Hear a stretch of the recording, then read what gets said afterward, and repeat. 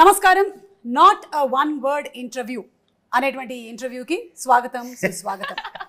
ఈ ఇంటర్వ్యూలో ఎవరైనా సరే వన్ వర్డ్ ఆన్సర్స్ ఇచ్చినట్టయితే అది ఎడిటింగ్లో తీసేయబడుతుంది.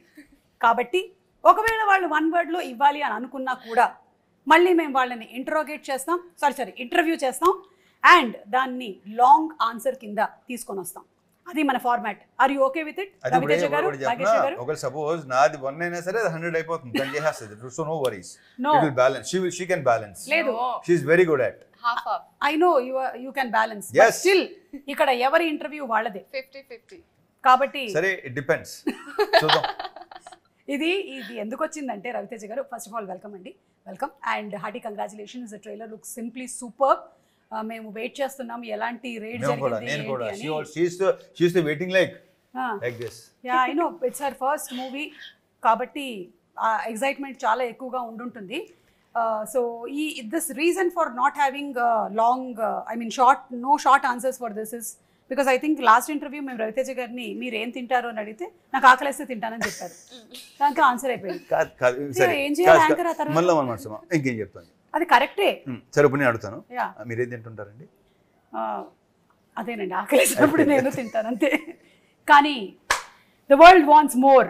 సరే, let's they want more of Raviteja గారు. నేను ఎంత ఇవ్వగలనో చూద్దాం ఇవాళ. World yeah, the world.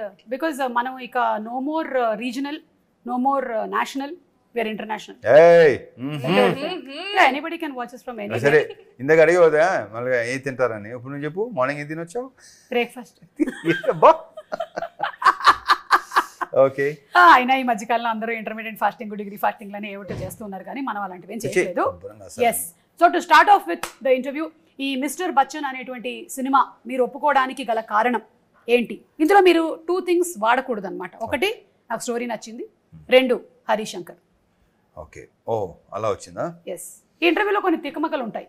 అంటే ఇప్పుడు పేరు ఎత్తకుండా ఒకటి చెప్పనా, నాకు హరీష్ డైరెక్టర్ కాబట్టి లేకపోతే స్టోరీ నచ్చి అని కాదు. ఒక రీమేక్ ఫిల్మ్ రేడ్ అనే సినిమా ఇంతకుముందు యాక్చువల్లీ వచ్చింది. అది అక్కడి నుంచి వస్తా.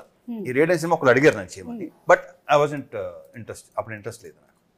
అప్పుడు ఇంట్రెస్ట్ లేదు అప్పుడు చేయడం. యాజ్ మళ్ళీ ఆ డ్రైగా ఉంటుంది, సీరియస్ నోట్లో ఉంటుంది, సీరియస్ మూడ్లో ఉంటుంది. బట్ నచ్చింది నాకెందుకో అనిపిస్తుంది. ఎప్పుడైతే ఇతను ఎంటర్ అయ్యాడో, సో అలా నచ్చు ఇతను ఎంటర్ అవగానే ఎస్, ఎందుకంటే తను మార్చేయగలడు.